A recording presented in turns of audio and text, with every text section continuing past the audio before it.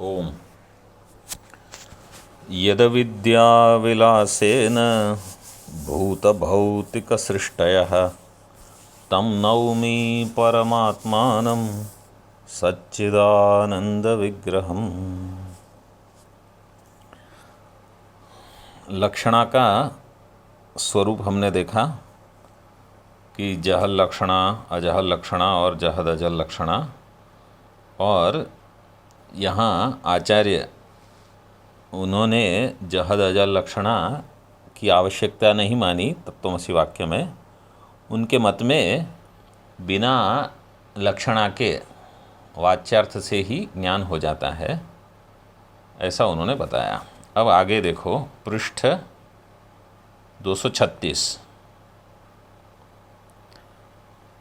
इस प्रकार लक्षणा का स्वरूप बताकर अब उसका बीज बताते हैं। लक्षणा का स्वरूप तो बताया, लक्षणा का बीज, इसका अर्थ है कि लक्षणा करने की ज़रूरत क्या है, लक्षणा की आवश्यकता क्या है। लक्षणा बीजम तो तात्पर्यानुपपत्तिरेव न त्वन्वयानुपपत्ति ही। लक्षणा का बीज है तात्पर्य की अनुपपत्ति। जहाँ तात्पर्य ज्ञात नहीं हो रहा है वहाँ लक्षणा लेनी चाहिए। अन्वय की अनुपपत्ति नहीं हो इसलिए लक्षणा लेनी ज़रूरी नहीं है। मतलब अन्वय उपपन्न हो गया। अनुपपत्ति का अर्थ क्या है? उपपत्ति का अर्थ क्या है?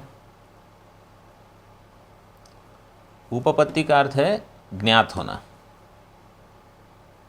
ठीक है, अन्वय ज्ञात हुआ और वो ठीक ठीक बैठ रहा है, मतलब कहते हैं कि अन्वय सिद्ध हो गया, अन्वय उपपन्न हो गया। तो अन्वय की उपपत्ति हो लेकिन उसमें तात्पर्य नहीं हो तो आपको लक्षणा लेनी पड़ेगी।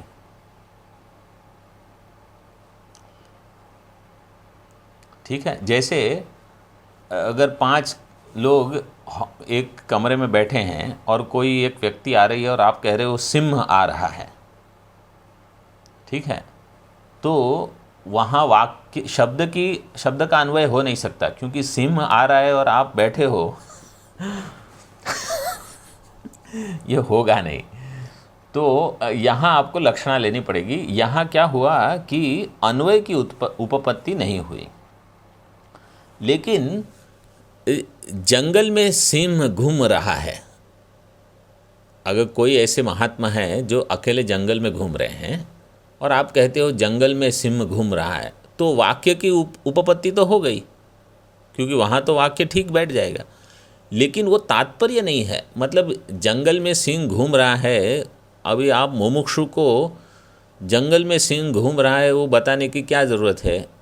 वो तो आप स्कूल के बच्चों को बताओ। तो यहाँ इस बताने का प्रयोजन कुछ और है। तो अन्वय अनुपपत्ति होने पर भी तात्पर्य अनुपपत्ति नहीं हुई, इसलिए वहाँ सिंह से लक्षणा लेनी पड़ेगी आपको। अभी उसका दृष्टांत देते हैं। काकेभ्यो दधिरक्ष्यताम् इत्यत्र अन्वयानुपपत्तेरभावात्।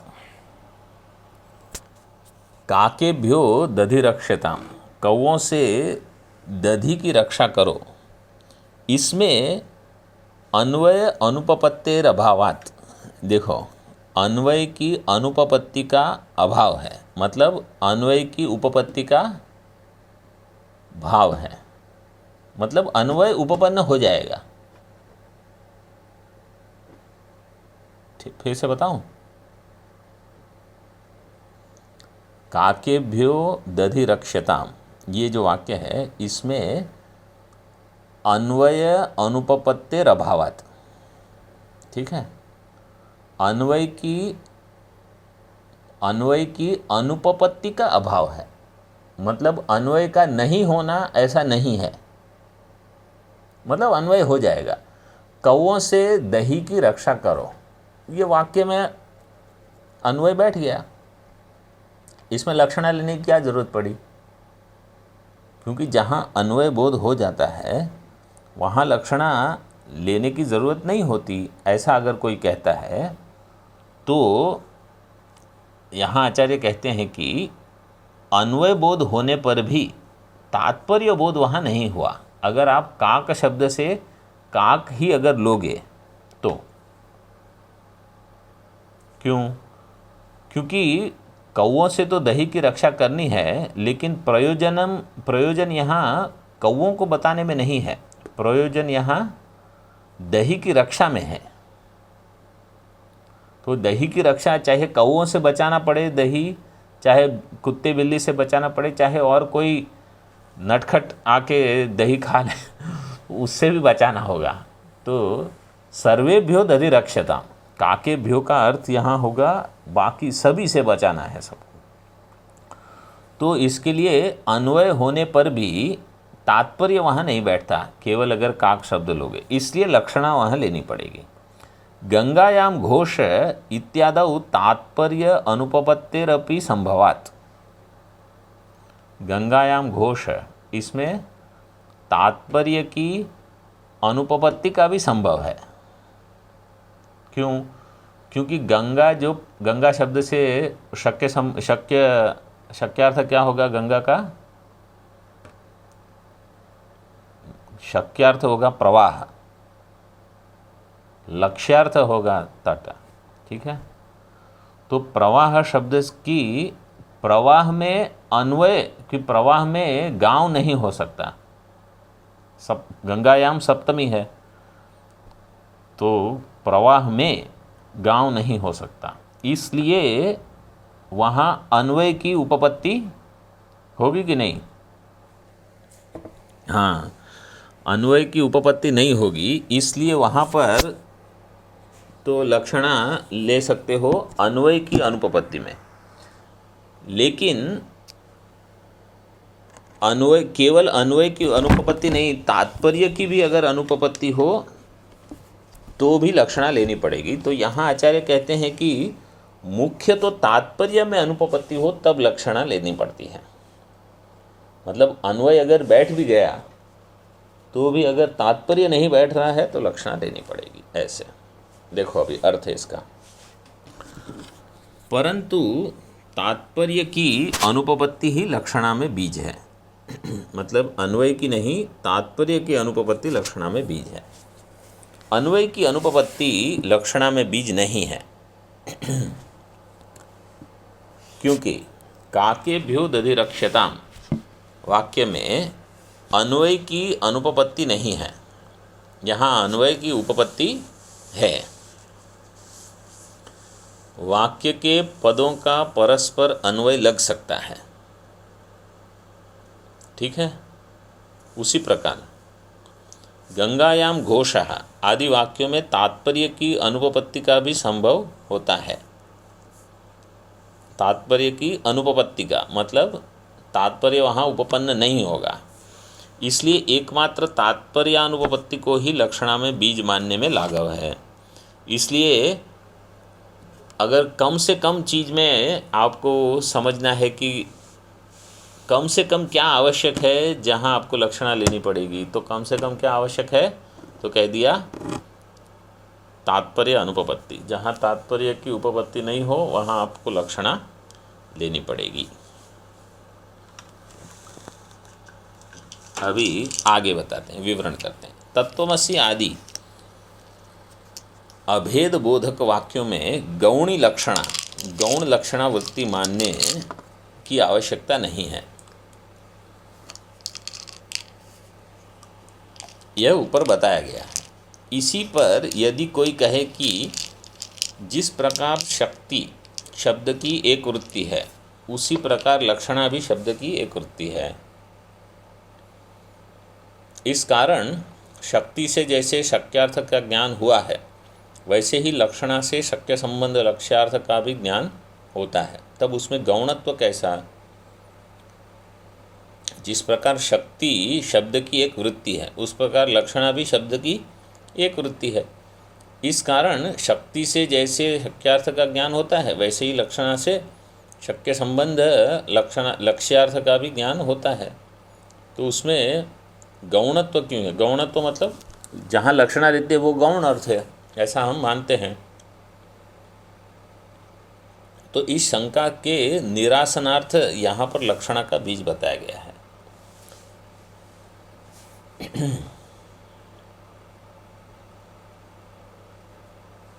शब्द से लक्षणा के द्वारा लक्ष्यार्थ का ज्ञान होने में जो कारण हो उसे लक्षणा का बीज कहते हैं। शब्द से लक्षणा के द्वारा लक्ष्यार्थ का ज्ञान होने में जो कारण हो उसे लक्षणा का बीज कहते हैं। शब्द के प्रसिद्ध अर्थ को शक्यार्थ या वाच्यार्थ कहते हैं। ये तो सब आपको पहले से ही पता है। शब्द से लक्षणा के द्वारा लक्ष्यार्थ ज्ञान होने में जो कारण होता है उसको लक्षणा का बीज कहते हैं। शब्द के प्रसिद्ध अर्थ को शक्यार्थ या वाच्यार्थ कहते हैं। जहाँ पर वाच्यार्थ की उपपत्ति नहीं लगती वहाँ अगत्या लक्षणा का स्वीकार करना पड़ता है। अगत्या का अर्थ है नहीं लगने के कारण, ज्ञान वहाँ नहीं होने के कारण, गति का अर्थ है ज्ञान। इसलिए उसे मुख्य शक्ति की अपेक्षा गौणत्व समझा जाता है। अर्थात जहाँ वाक्यार्थ से ही शाब्द बोध का होना संभव हो वहाँ लक्षणा को मानने की आवश्यकता नहीं होती। परंतु कुछ वादी मुख्यार्थ के अन्वयानुपपत्ति को ही लक्षणा में बीज मानते हैं। कुछ वादी मुख्यार्थ में अगर अन्वय अनुपपत्ति हो गई तो वही लक्षणा का बीज है। अतः उसका निराकरण करने के लिए ग्रंथकार ने मूल में कहा अन्वयानुपपत्ति लक्षणा में बीज नहीं है। अभी उसका दृष्टांत देना पड़ेगा, क्योंकि काकेभ्यो दधि रक्षताम, इस वाक्य में दधि रक्षण का केवल काक शब्द के साथ उसके मुख्यार्थ के साथ अन्वय मानने पर भी वह अनुपपन्न नहीं होता। इसलिए अन्वयानुपपत्ति रूप लक्षणा बीज प्रकृत उदाहरण में अव्याप्त रहता है। किंतु मार्जार आदि प्राणियों को यदि दूषित करने दिया जाए तो दधि रक्षण रूप तात्पर्य की अनुपपत्ति होती है। काक शब्द के साथ मुख्यार्थ का जो अन्वय मानो तो अनुपपन्न नहीं है, मतलब वो तो ठीक ठीक समझ में आ जाता है, लेकिन वहाँ अन्वयानुपपत्ति रूप लक्षणा बीज प्रकृत उदाहरण में अव्याप्त रहता है। किंतु मार्जार आदि प्राणियों को यदि दूषित करने दिया जाए तो दधि रक्षण रूप जो तात्पर्य है उसकी अनुपपत्ति होती है। इसलिए अतः तात्पर्यानुपपत्ति को ही लक्षणा में बीज मानना आवश्यक है। उसके मानने पर सभी जगह शाब्द बोध की उपपत्ति लग जाती है। अतः पृथक रूप से अन्वयानुपपत्ति रूप लक्षणा बीज मानने की आवश्यकता ही नहीं रहती, क्योंकि अन्वयानुपपत्ति और तात्पर्यानुपपत्ति रूप दो लक्षणा बीज मानने की अपेक्षा सर्वत्र एक को ही बीज मानने में लाघव है। मतलब ऐसा मानने की ज़रूरत नहीं कि कहीं अन्वयानुपपत्ति नहीं हुई इसलिए लक्षणा ले ली, कहीं तात्पर्यानुपपत्ति नहीं हुई इसलिए लक्षणा ले ली, ऐसे नहीं। सबसे कम से कम तात्पर्यानुपपत्ति, तात्पर्य अगर नहीं बैठ रहा है तो लक्षणा लेनी पड़ेगी। इसके अतिरिक्त जहाँ कहीं वाक्य में अन्वयानुपपत्ति रहती है वहाँ तात्पर्यानुपपत्ति भी रहती है, कि अगर अन्वय अनुपपन्न है तो तात्पर्य भी अनुपपन्न ही रहेगा। दृष्टांत दे रहे हैं, गंगायाम घोषः, यह वाक्य अन्वयानुपपत्ति रूप लक्षणा बीज के उदाहरण में दिया जाता है, क्योंकि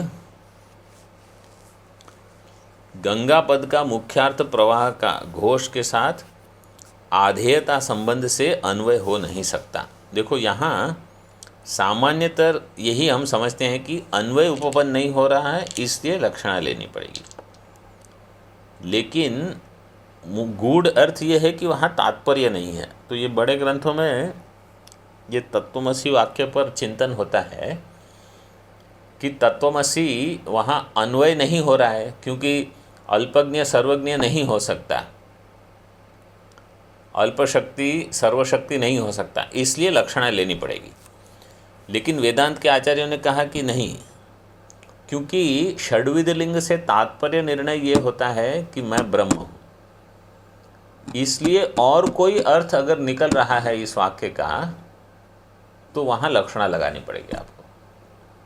ऐसे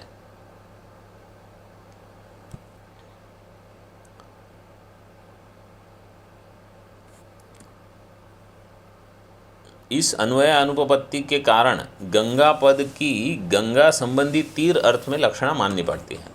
यह अन्वयानुपपत्ति को बीज मानने वालों का कहना है, परंतु यहाँ जैसी अन्वयानुपपत्ति है वैसी ही तात्पर्यानुपपत्ति भी है, क्योंकि गंगा पद का प्रवाह रूप मुख्य अर्थ करने पर उस वाक्य के तीर प्रतीति जनन योग्यत्व रूप तात्पर्य का असंभव हो जाता है। गंगा पद का प्रवाह ऐसा मुख्य अर्थ करने पर उस वाक्य के तीर प्रतीति जनन योग्यत्व, तीर की प्रतीति मतलब तीर का ज्ञान, जनन योग्यत्व, इस तात्पर्य का असंभव। मतलब वो कहना क्या चाहते हैं, ये नहीं कहना चाहते कि गंगा के प्रवाह में एक नदी है, एक गांव है। वो कहना चाहते हैं कि गंगा के तीर पे एक गांव है, उसका नाम है ऋषिकेश। ये ऋषिकेश गंगायाम घोष यही है और क्या। ये सभी लोग बार बार गंगायाम घोष, गंगायाम और नद्या तीरे फलानी संति, अरे यही नदी के तीर है, सामने जहाँ 5 फल लटक रहे हैं पेड़ पे। तो जब कभी और जल वीची तरंग का दृष्टांत आता है, वो ये सब गंगा जी को देख देख के ही इन्होंने दृष्टांत बनाए हैं। पहले शायद बनारस का ज़्यादा होगा, तो गंगायाम घोष मतलब यही है, या तो काशी होगा और या तो ये होगा ऋषिकेश। तस्मात् भिन्न भिन्न उदाहरणों में लक्षणा के भिन्न भिन्न प्रयोजक मानने की अपेक्षया तात्पर्यानुपपत्ति रूप एक ही बीज मानना चाहिए।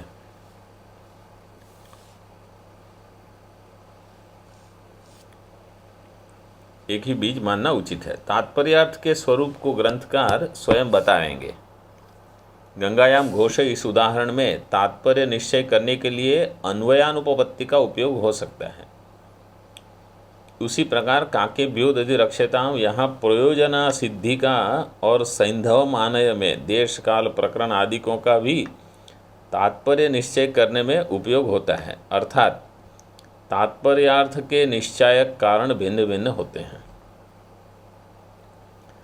तात्पर्यार्थ के निश्चायक कारण अलग अलग हैं। सैंधव मानय, तो इस सब में देश काल प्रकरण आदिकों का भी तात्पर्य निश्चय करने में उपयोग होता है, अर्थात तात्पर्यार्थ के निश्चायक कारण भिन्न भिन्न होते हैं, हो सकते हैं। नैयायिकों का कहना है कि अभी यहाँ एक थोड़ा इसी पर प्रश्नोत्तर ये चलेगा थोड़ा प्रकरण।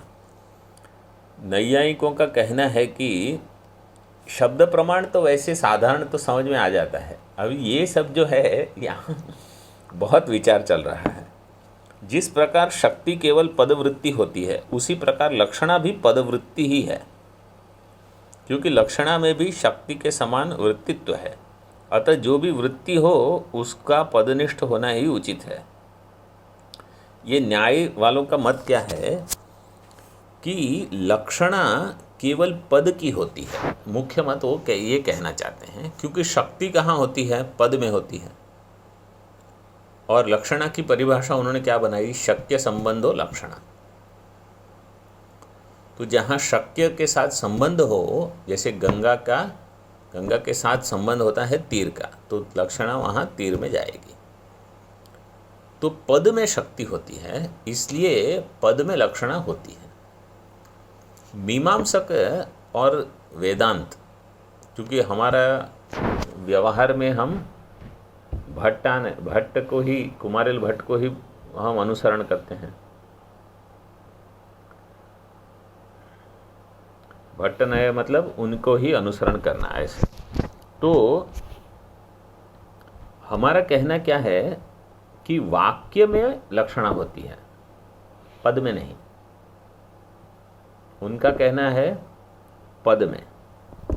तो अभी हम देखो कैसे कहते हैं, वाक्य में भी ऐसे। लक्षणा च न पदमात्र वृत्ति ही किंतु वाक्य वृत्तिरपि। तो तर्क संग्रह में टीका में आता है कि शक्तिरिव लक्षणा अपि पदवृत्ति ही। लक्षणा जो है वो पद की वृत्ति है, ऐसा आता है वहाँ, न तो वाक्य वृत्ति। लेकिन मीमांसकों ने और वेदांतियों ने हमने माना कि वो वाक्य में है। क्यों? इसका पहले थोड़ा एक साधारण समझ लो कि जैसे वेद में बड़े बड़े प्रकरण आते हैं, एक बड़ी कहानी आई समझो कि ये जो इंद्रियों का कलह श्रुति जो है ना, कि इंद्रियों ने कहा कौन बड़ा है और ये वो सब प्रजापति के पास गए, उन्होंने ये कहा कि आप निर्णय कर लो, जिसके जाने पर सब बंद हो जाएगा। फिर वो प्राण संवाद, ये जो पूरा है वो तो एक एक पद थोड़ी है, वो इतना बड़ा प्रसंग है, लेकिन वो पूरे की एक लक्षणा ले सकते हो। लक्षणा क्या है कि आपको प्राण की उपासना करनी है। तो अगर पद में लक्षणा मानोगे और वाक्य में या वाक्य समूह में लक्षणा नहीं मानोगे तो उसका कोई अर्थ नहीं रहेगा, प्रयोजन नहीं होगा। इसी प्रकार वो अग्नि सोरोदित, अग्नि ने रोया, तो उसमें अग्नि के रुदन से जो अश्रु निकले उससे चांदी बन गई। वो बड़ा प्रसंग है। युद्ध में जा रहे थे देवता और कुछ अपने सुवर्ण सब अग्नि में दे दिए, ये सब वेदों में आता है। प्रयोजन उसका क्या है? लक्षणा वहाँ यही लगानी है कि बर्हिषि याग में आपको रजत का दान नहीं देना है, इतना। अभी अगर आप पद में लक्षणा मानोगे तो ये सब आपको समझ में नहीं आएगा। देखो, उन्होंने, न्याय वालों ने, क्योंकि उनका प्रयोजन क्या है कि उनको वाक्य का ये पद है, ये उसका ज्ञान हुआ ऐसे। मीमांसकों ने पूरे वेद पर विचार किया, तो उनको तो वेद को बिठाना है ठीक से, और वेदांतियों को भी। तो इसलिए वेदांतियों ने और मीमांसकों ने कहा कि नहीं, लक्षणा न च पदमात्र वृत्ति ही किंतु वाक्य वृत्तिरपि। यथा, अभी देखो दृष्टांत देते हैं। गंभीरायाम नद्याम घोषः इत्यत्र गंभीरायाम नद्याम इति पदद्वय समुदायस्य तीरे लक्षणा। देखो, नद्याम घोषः अगर कहा तो आप नदी पद में लक्षणा लोगे, ठीक है। लेकिन अगर आपको कहा गया कि गंभीरायाम नद्याम घोषः, तो अभी वो घोष आपको नदी के बदले नदी तीरे घोष आप इतना नहीं कह सकते। आपको क्या कहना पड़ेगा? गंभीरायाम नदी तीरे घोषः, मतलब जो गंभीर नदी है, गंभीर मतलब जो गहरी नदी है, ऐसी नदी, वो जो केवल थोड़ा पानी जा रहा है वहाँ तो उसके ऊपर गांव हो सकता है, लेकिन यहाँ तो गंभीर नदी है, मतलब बहुत सारा जल है और डूब भी सकते हैं लोग, ऐसा। तो वहाँ लक्षणा लेने। तो न्याय मत में वाक्य क्या है? पदों का समूह है, उसको वाक्य मानते हैं। तो पदों का समूह मतलब घटम जब कहते हो ना आप, घटः, तो घटः या घटम वो न्याय में वो वाक्य हो गया, क्योंकि उसमें घट है और अम है, प्रातिपदिक है। तो वो अम आपको कहता है, देखो अम भी बोधक है ना, वो कहता है कि ये कारकों में ये कर्म बनेगा जब आप घटम कहोगे।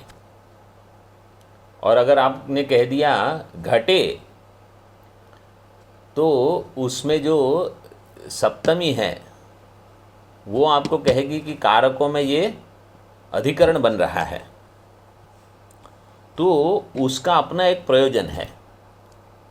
इसलिए वो सु और जो सम और वो जो भी है सब सुप्रत्यय, वो सब अपने आप में एक पद हैं।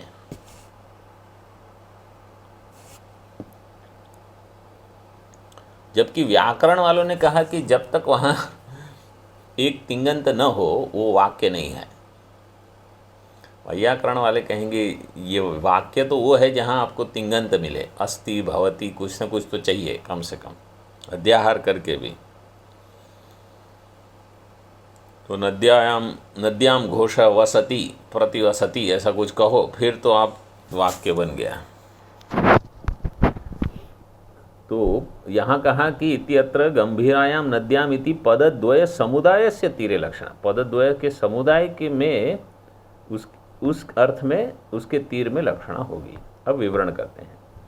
नैयायिक अनुमान करते हैं कि लक्षणा पदमात्र वृत्ति है क्योंकि उसमें वृत्तित्व है शक्ति के समान। वो अनुमान 1 नंबर टिप्पणी में दिया है। लक्षणा पदमात्र वृत्ति ही वृत्तित्वात् शक्तिवत्। वृत्ति शब्द का अर्थ क्या है? लक्षणान्यत्र संबंधः वृत्ति है। शक्तिर्लक्षणान्यत्र संबंध वृत्ति, ऐसे इसकी परिभाषा दी गई है कि वृत्ति शब्द का अर्थ है शक्ति जो है, मतलब वाच्यार्थ है, वो भी शक्ति, उसको भी वृत्ति कहते हैं, और लक्ष्यार्थ है उसको भी वृत्ति कहेंगे। तो पदवृत्ति और वाक्य वृत्ति दोनों में यहाँ हम लक्षणा मानते हैं।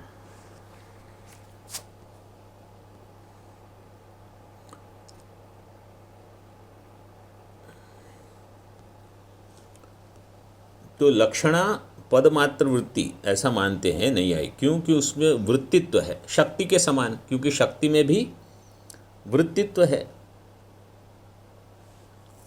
वृत्तित्व का अगर आपको साधारण एक अर्थ समझने के लिए, तो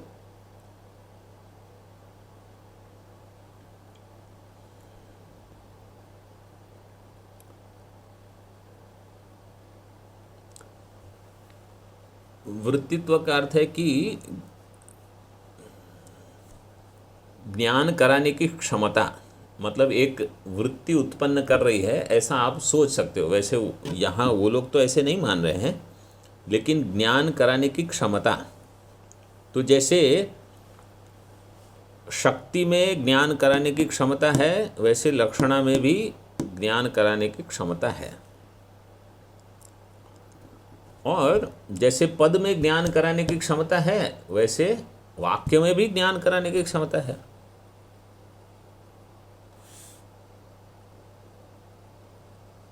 तो उनका कहना है कि पदमात्र वृत्ति, लक्षणा जो है वो पदमात्र वृत्ति है, पद की ही एक वृत्ति है, क्योंकि उसमें वृत्तित्व है शक्ति के समान। परंतु उनका यह अनुमान ठीक नहीं है, क्योंकि गंभीरायाम नद्याम घोष इस वाक्य में पदमात्र वृत्तित्व का व्यभिचार होता है। इसमें केवल पद में ही वृत्ति नहीं लगाते। इस वाक्य में गंभीर विशेषण से विशिष्ट नदी पद की ही तीर रूप अर्थ में लक्षणा की जाती है। इस कारण यहाँ लक्षणा में पदमात्र वृत्तित्व का संभव नहीं हो पाता। इसके अतिरिक्त इस अनुमान में वृत्तित्व हेतु सोपाधिक है। उन्होंने हेतु दिया था वृत्तित्वात्, ठीक है। यहाँ कहते हैं कि वो हेतु सोपाधिक है। इसका ये सोपाधिक आपको पता है क्या है? हमने एक बार बताया था अनुमान प्रमाण के समय। सोपाधिक हेतु का अर्थ है कि ये जो हेतु है वो आपेक्षिक हेतु है। किसी चीज़ के होने पर ही ये संभव है ये हेतु। जैसे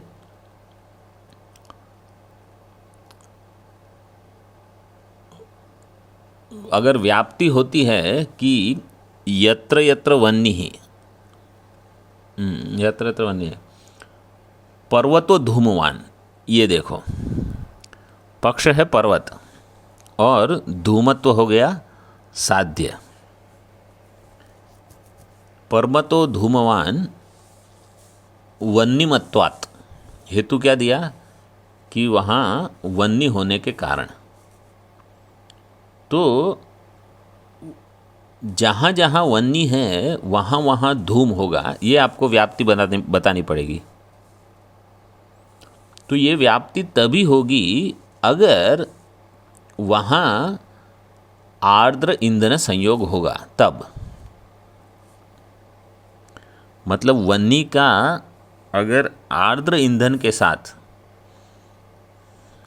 एक गीली लकड़ी के साथ अगर संबंध हो रहा है तब तो धुआं होगा, ठीक है।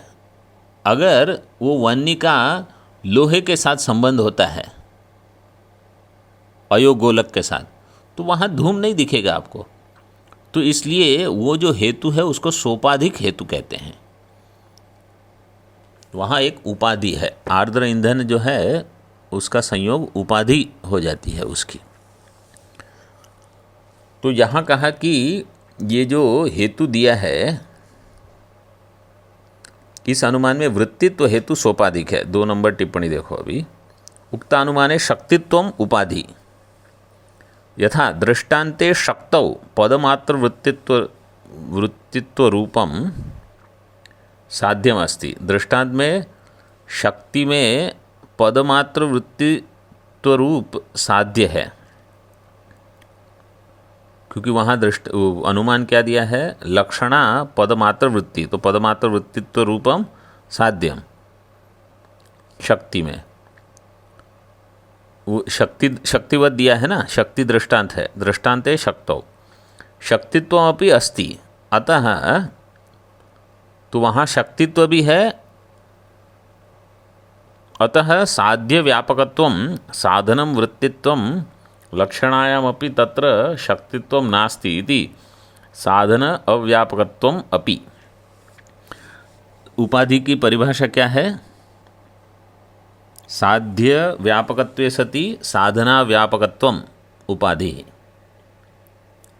जो साध्य में, तो वो दे दिया है इधर, देखो पंक्ति में मिल जाएगा आपको, शक्तित्वम अपि अस्ति अतः साध्य व्यापकत्वम, मिला वो शब्द बीच में, साध्य व्यापकत्वे सति, और अंत में दे दिया साधन अव्यापकत्वम।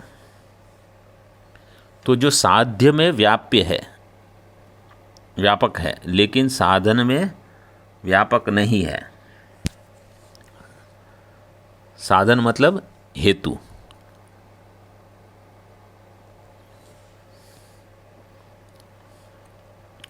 तो लक्षणा पदमात्र वृत्ति ही, उसमें शक्तिवत दिया है, तो शक्ति पदमात्र वृत्ति ही शक्ति वृत्तित्वात् ये होगा, ठीक है।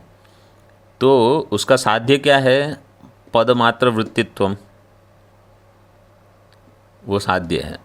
वहाँ शक्ति है, वो पदमात्र वृत्ति है, वो तो स्वीकृत है, क्योंकि साध्य है, साध्यमस्ति तत्र। लेकिन उसका साधन क्या है, वृत्तित्वम, वो जो हेतु है ना, तो देखो दिया है शक्तित्वम अपि अस्ति, साधनम वृत्तित्वम लक्षणायाम अपि तत्र शक्तित्वम नास्ति।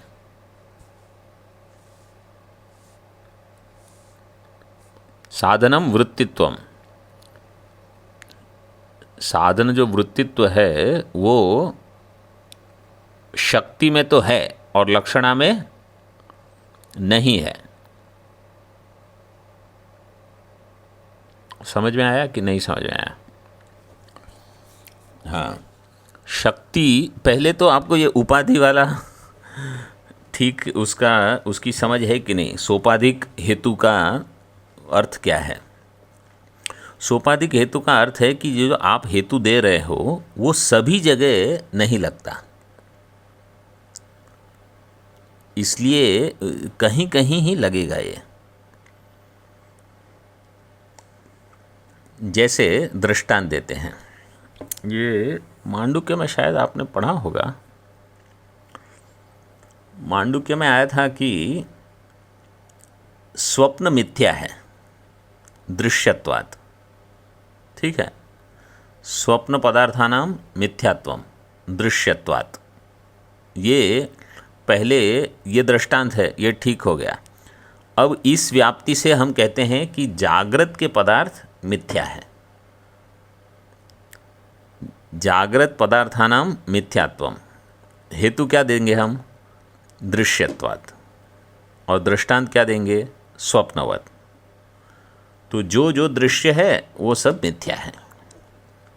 तो पूर्व पक्ष ये प्रश्न उठाएगा कि स्वप्न में सब मिथ्या है क्योंकि वहाँ और कोई देखने वाला नहीं है। स्वप्न देखने वाला मैं ही हूँ, तो और कोई है नहीं, इसलिए स्वप्न को मिथ्या आप मान सकते हो। जागृत के पदार्थ और लोग भी देख रहे हैं, इसलिए चूंकि बाकी लोग भी देख रहे हैं, इसलिए दृश्यत्व जो हेतु है वो सोपाधिक हेतु है। अन्य ही दृश्यमानत्व जो है ना, वो स्वप्न में नहीं है, तो उसके अभाव में, मतलब अन्य ही दृश्यमानत्वस्य अभावात, वो वहाँ दृश्यत्वात् मिथ्या आप कह दोगे। लेकिन जागृत के पदार्थ है, वहाँ अन्य ही दृश्यमानत्व का अभाव नहीं है, तो ये उपाधि बन गई। मतलब आपने जो हेतु दिया है कि दृश्यत्वात् मिथ्या, तो स्वप्न में तो चल जाएगा, यहाँ नहीं चलेगा। इसी प्रकार यहाँ कहते हैं कि शक्ति जो है वो तो वृत्ति हो गई, लेकिन लक्षणा जो है उसकी पदमात्र में वृत्ति ये नहीं होगी। क्यों? क्योंकि यहाँ जो आपने हेतु दिया है, ये जो हेतु है वो सोपाधिक हेतु है। अभी उसका ऊपर हिंदी में विवरण पढ़ो। इसके अतिरिक्त इस अनुमान में वृत्तित्व हेतु सोपाधिक है, क्योंकि यहाँ शक्तित्व उपाधि है। मतलब पद में शक्तित्व जो है वो होने के कारण वृत्तित्व भी है, ऐसा है। क्योंकि यहाँ देखो, इस अनुमान में व्याप्ति क्या होगी? जैसे यत्र यत्र हेतु तत्र तत्र साध्य, ये हो जाएगी आपकी व्याप्ति। तो यत्र यत्र वृत्तित्वम तत्र तत्र पदमात्रत्वम, तो पदमात्र वृत्तित्वम वो बता रहे हैं कि शक्ति में तो वो घट गया, कि शक्ति में शक्तित्व है, वहाँ वृत्तित्व है, और वो पदमात्र का है, पदमात्र में शक्ति है।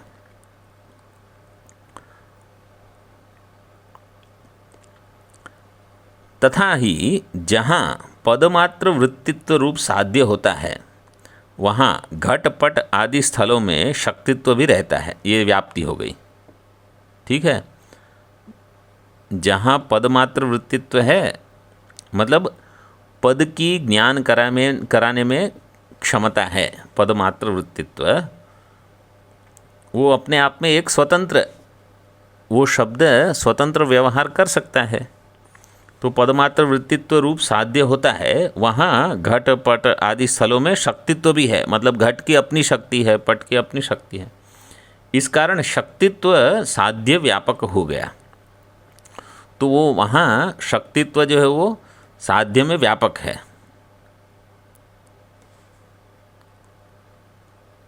शक्तित्व साध्य का व्यापक है। जैसे पदमात्र वृत्तित्व, और जहाँ वृत्तित्व रूप हेतु हो वहाँ शक्तित्व के रहने का कोई नियम नहीं है। मतलब जहाँ जहाँ वृत्तित्व हो वहाँ वहाँ शक्तित्व हो, ये आवश्यक नहीं है। जैसे गंभीर और नदी दोनों पदों में लक्षणावृत्ति है, किंतु शक्तित्व नहीं है। इस कारण शक्तित्व साधन अव्यापक हुआ। अतः यह अनुमान सोपाधिकत्व रूप दोष से दूषित है।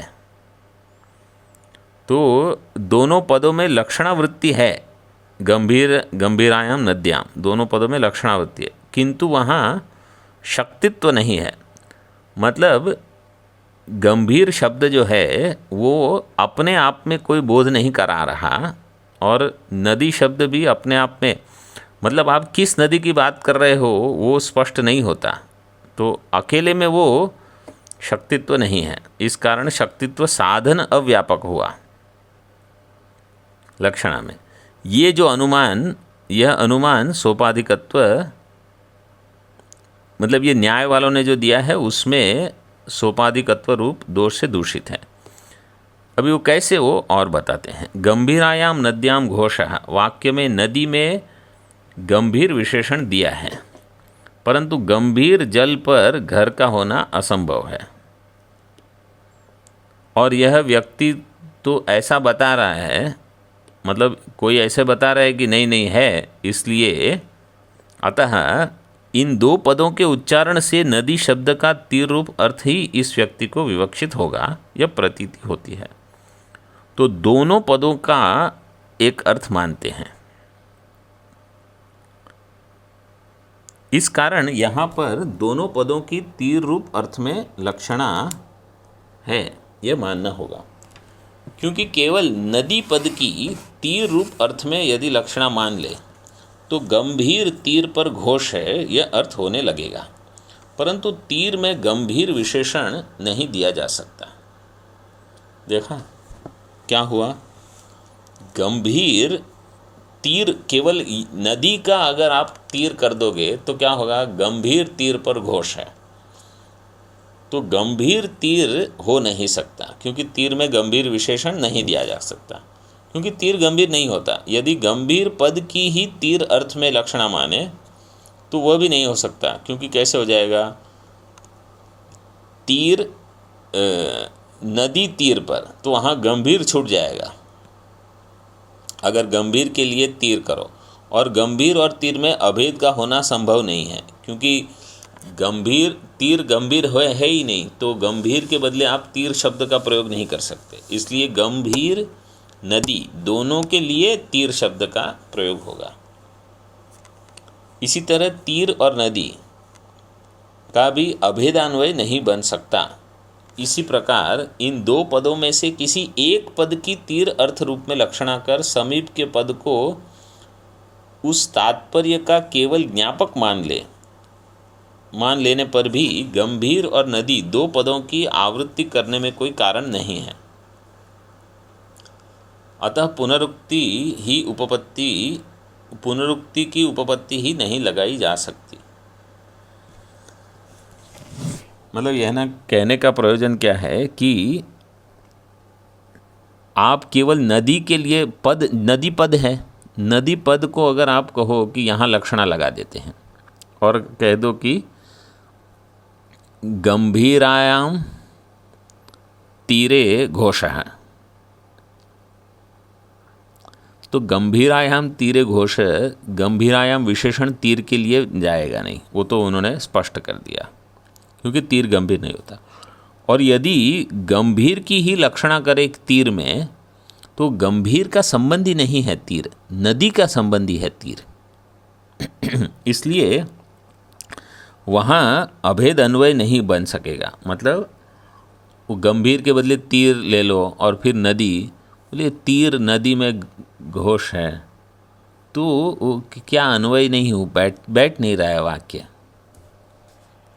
ठीक है, इस प्रकार इन दो पदों में से किसी एक पद की तीर रूप अर्थ में लक्षणा करके समीप के पद को उस तात्पर्य का केवल ज्ञापक मान लेने पर भी गंभीर और नदी दो पदों की आवृत्ति करने में कोई कारण नहीं है। तो दोनों पद से अभी आपको ये केवल समझना है कि तीर, अतः पुनरुक्ति की उपपत्ति नहीं लगाई जा सकती। इस पर यदि ऐसा कोई कहे कि नदी शब्द की केवल तीर अर्थ में लक्षणा न कर नदी तीर अर्थ में लक्षणा है, और नदी तीर रूप लक्ष्यार्थ के नदी रूप अंश के साथ ही गंभीर पद का अन्वय होगा, तो ऐसा करने पर कोई दोष नहीं है, परंतु यह कहना ठीक नहीं है।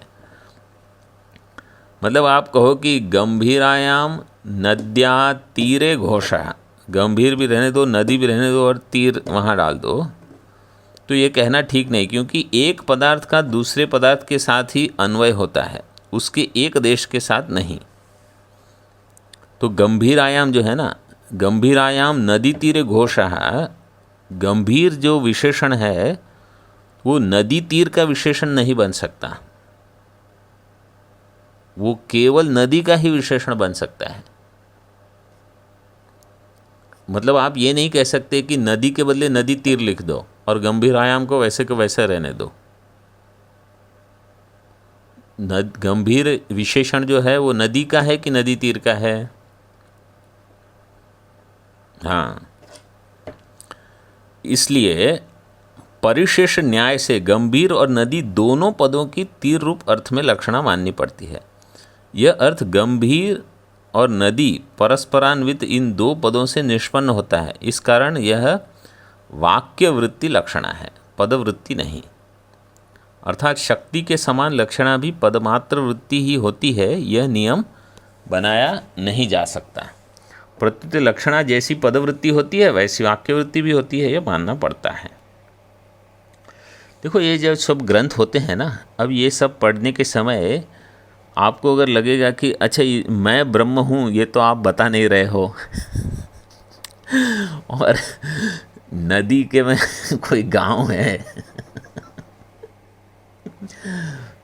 तो इसके लिए फिर ये सब चर्चा नहीं है। आपको लंबे समय तक अध्ययन करने के लिए ये सब जानना है। अगर जो कोई, इसलिए देखो, जो कोई कहेगा कि मुझे तो 3 दिन में वेदांत पढ़ना है, उनको आप गंभीरायाम नद्या घोष ये सब नहीं पढ़ा सकते, क्योंकि उनका प्रयोजन बिल्कुल अलग है। तो जो कहेंगे कि हमको 6 दिन में 7 दिन में एक गीता का अध्याय पढ़ा दो या कोई एक ग्रंथ छोटा पढ़ा दो, तो उनको फिर ये सब विस्तार नहीं हो सकता। ये तो लघु भी लघु, कोई कहे अब संस्कृत पढ़ने की क्या ज़रूरत है, हमको केवल अर्थ बता दो जो आपको बताना है, तो ठीक है, उनको अर्थ बता दो, लेकिन वो खुद फिर कोई गंभीर ग्रंथ में प्रवेश नहीं कर पाएंगे। तो आपको ये भी देखना है कि आप अपने लिए पढ़ रहे हो, मतलब ऐसा कभी मत सोचना कि ये मैं उनको पढ़ा सकता हूँ, क्योंकि किसी को दुनिया में ये सब पढ़ने के लिए न रुचि है, न उनको लगता है कि इसकी आवश्यकता है। वो कहेंगे हम भगवान का नाम लेंगे। ब्रह्मचारी लोग ऐसे उत्तरकाशी में, यहाँ तो है ही ऋषि, गंगा तीर में जाके बस केवल जप करेंगे थोड़े समय। उनको कहो कि कोई ग्रंथ पढ़ो लघु, तो बोले क्या है सब, मैं भजन सुनता हूँ, ऐसे कहेंगे वो तो अलग अलग प्रकार की साधक होते हैं, तो सबको ये सब आवश्यक नहीं है और उनको जचेगा भी नहीं। सबका अधिकार अलग होता है। उनको तो बस थोड़े में कुछ बता दो तो वो धन्य धन्य अति धन्य में ऐसे सोचते हैं वो। यहाँ पदमात्र वृत्ति में लक्षणा, ऐसा जो न्याय वाले कहते हैं, उसका खंडन कर दिया और कहा कि वाक्य में भी होती है। शंका करते हैं, लक्षणा का स्वरूप तो शक्य संबंधो लक्षणा ऐसा बताया गया है। अब ये संबंध, ये जो शक्य संबंधो लक्षणा, ये न्याय वालों ने कहा है। अभी वो कहेंगे कि लेकिन ये तो उसकी परिभाषा है, आप उसको कैसे नहीं स्वीकार करोगे। बोले ये आपकी परिभाषा है, हमने थोड़ी कहा है। किंतु वाक्यार्थ में शक्ति के न होने से उसको शक्य संबंध रूप लक्षणा कैसे संभव होगी। उनका कहना क्या है कि शक्यार्थ होता है पद में और शक्यार्थ वाक्य में नहीं होता, तो शक्य का संबंध पद से ही होगा, वाक्य से नहीं होगा। इसलिए शक्य संबंध लक्षणा, तो लक्षणा वाक्य में कैसे होगी, पद में ही होनी चाहिए। तो किंतु वाक्यार्थ में शक्ति के न होने से उसको शक्य संबंध रूप लक्षणा कैसे संभव होगी। इस प्रकार शंका उपस्थित कर उसका समाधान ग्रंथकार करते हैं। ननु वाक्यार्थस्या शक्यतया कथम शक्य संबंध रूपा लक्षणा। वाक्यार्थस्य अशक्यतया, वो शक्य नहीं है, वो अशक्य है, क्योंकि वो पद को ही शक्य मानते हैं। तो शक्य संबंध रूप लक्षणा वाक्य में कैसे होगी। उच्यते, हम मीमांसक और वेदांतिन हम कहते हैं कि आपकी जो परिभाषा है ना शक्य संबंध लक्षणा, हम कहते हैं कि बोध्य संबंध लक्षणा। जिसका बोध होता है वहाँ लक्षणा हो सकती है। शक्त्या यत् पद संबंधेन ज्ञाप्यते तत्संबंधो लक्षणा। यत् पद संबंधेन ज्ञाप्यते तत् से ज्ञाप्यम, ज्ञाप्यते दिया है ना उसके पहले, तो तत् शब्द से ज्ञाप्यम, जो आपका ज्ञाप्य है, जो आपका बोध्य है, उसका संबंध जहाँ होता है वहाँ लक्षणा आप ले सकते हो। शक्ति ज्ञाप्यश्च यथा पदार्थ तथा वाक्यार्थो अपि इति न काचिद अनुपपत्ति। जैसे शक्ति का ज्ञाप्य पदार्थ है वैसे शक्ति का ज्ञाप्य वाक्यार्थ भी है, इसलिए वहाँ अनुपपत्ति नहीं होगी। वाक्यार्थ में अशक्यता होने से अर्थात वाक्यार्थ में शक्यत्व के न होने से उसमें शक्य संबंध रूप लक्षणा है, यह कैसे कहा जा सकेगा? वाक्यार्थ में शक्य नहीं है, शक्यत्व नहीं होने से शक्य संबंध लक्षणा कैसे कहा जाएगा? ऐसी शंका हो तो समाधान बताते हैं। शक्ति के पद संबंध के द्वारा जो बोधित किया जाता है उसका संबंध ही लक्षणा है, और पदार्थ जैसे शक्ति से ज्ञाप्य बोधित होता है, बोध्य होता है, वैसे वाक्यार्थ से भी शक्ति से ज्ञाप्य होता है। अतः वाक्य में लक्षणा के स्वीकार करने में कोई अनुपपत्ति नहीं है।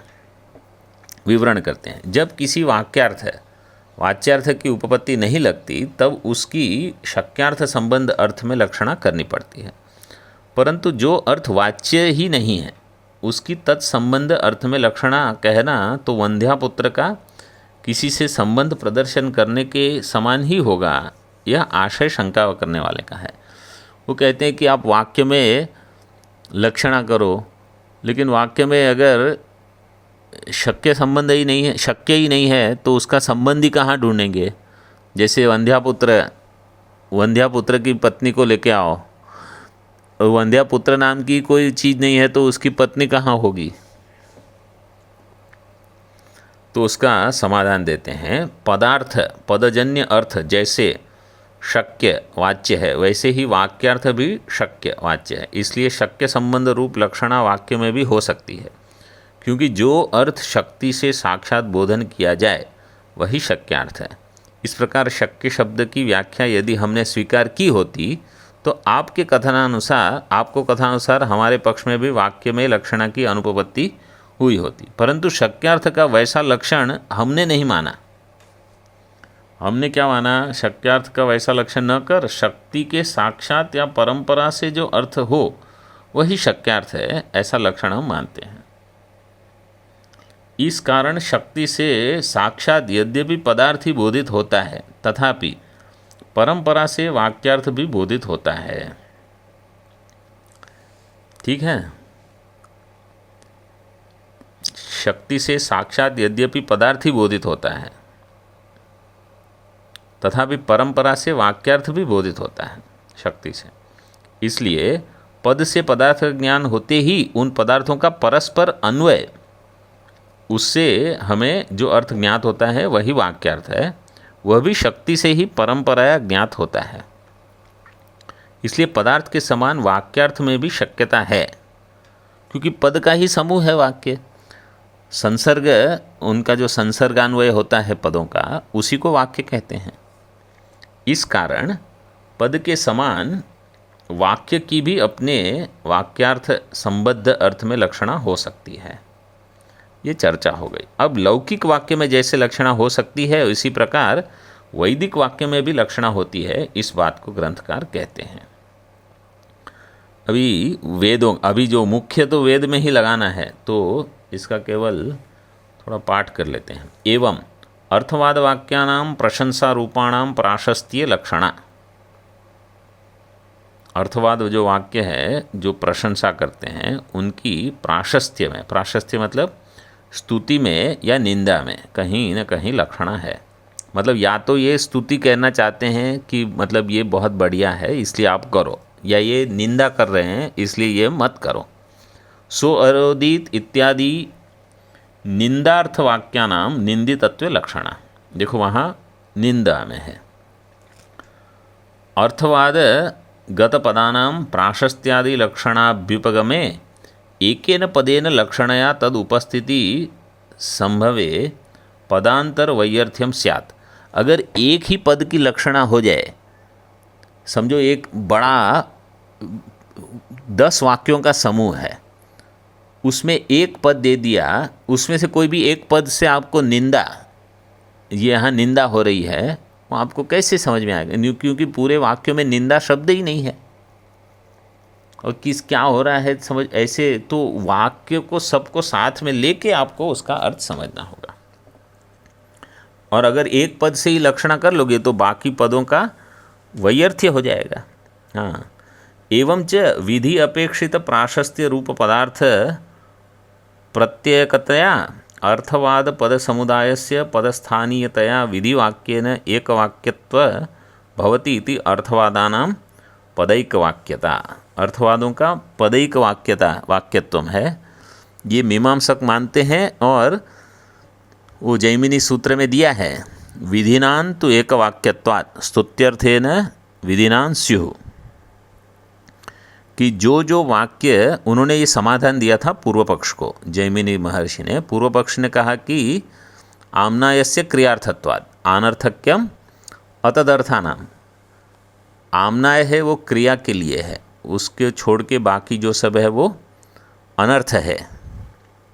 तो जैमिनी महर्षि ने कहा कि ठीक है, बाकी ये जो बड़े बड़े वाक्य आपको दिखते हैं प्रसंग वगैरह वेद में, तो उनको विधि के साथ कहीं ना कहीं एक वाक्यता उसकी होगी। विधिनांतु एक वाक्यत्वात् स्तुत्यर्थेन तु विधिनां स्युः, स्तुत्यर्थेन विधिनां स्युः, स्तुति के अर्थ में मतलब प्रशंसा है या निंदा है, किसी न किसी प्रकार से उसको या तो विधि वाक्य बना देंगे हम, या तो निषेध वाक्य उनके साथ जुड़ जाएंगे। ये ऐसा एक वाक्यता बताई है। इसका अर्थ और विस्तार